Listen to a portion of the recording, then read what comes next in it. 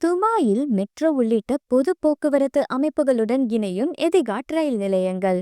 இது குறித்து ஆர்டிஏவின் பொது போக்குவரத்து நிறுவனத்தின் தலைமை நிர்வாக அதிகாரி அகமது ஹாசிம் பக்ரோஸ்யான் அவர்கள் பேசுகையில், ஒவ்வொரு புதிய எதிகாட் ரயில் நிலையமும் பயணிகளுக்கு எளிதான அணுகலை வழங்க பேருந்து சேவைகள் மற்றும் டாக்ஸி இணைப்புகளால் ஆதரிக்கப்படும் அப்படின்னு சொல்லியிருக்காரு.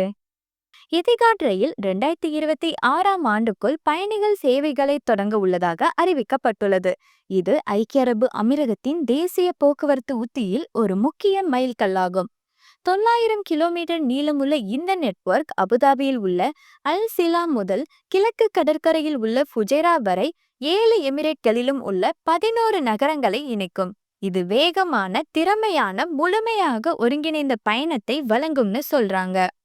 ரயில்கள், மெட்ரோ பாதைகள், பேருந்துகள் மற்றும் டாக்ஸிகளுக்கு இடையே எளிதான பரிமாற்றங்களை உறுதி செய்து, இது பயண நேரங்களை குறைக்கும், செலவுகளை குறைக்கும், மிகவும் நிலையான போக்குவரத்து அனுபவத்தை வழங்கும்னு சொல்றாங்க. முக்கிய நிலைய ஒருங்கிணைப்புகள். துபாய் நிலையம் துபாய் மெட்ரோ, ஆர்டிஏ பேருந்துகள், டாக்ஸிகளுடன் இணைக்கப்பட்டுள்ளது.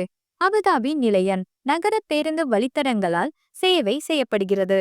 சார்ஜா, ஃபுஜைரா நிலையங்கள் பொது போக்குவரத்து டெர்மினல்கள் மூலம் இணைக்கப்பட்டுள்ளது. ஆர்டிஏ மற்றும் எதிகாட் ரயில் ஆகியவை தேசிய ரயில் நெட்வொர்க்கில் நோல்கார்டு அமைப்பை ஒருங்கிணைக்கின்றன. எனவே பயணிகள் அனைத்து போக்குவரத்து சேவைகளிலும் தங்கள் தற்போதைய நோல்கார்டையை பயன்படுத்திக்கலாம். எதிகாட் ரயில் பயணிகள் ரயில்கள் மணிக்கு 200 கிலோமீட்டர் வேகத்தில் இயக்கப்படும். ஒவ்வொரு ரயிலும் 400 பயணிகள் வரை பயணிக்கலாம்.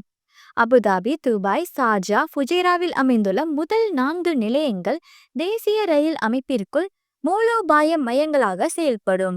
இந்த நெட்வொர்க் 2030ஆம் ஆண்டுக்குள் ஆண்டுதோறும் 36.5 மில்லியன் பயணிகளை கையாளும்னு சொல்றாங்க. குறிப்பாக குடிமக்கள், குடியிருப்பாளர்கள், பார்வையாளர்களுக்கு உண்மையிலேயே நவீன மற்றும் முழுமையாக ஒருங்கிணைக்கப்பட்ட போக்குவரத்து அமைப்பை வழங்குவதை இது நோக்கமா கொண்டிருக்கு.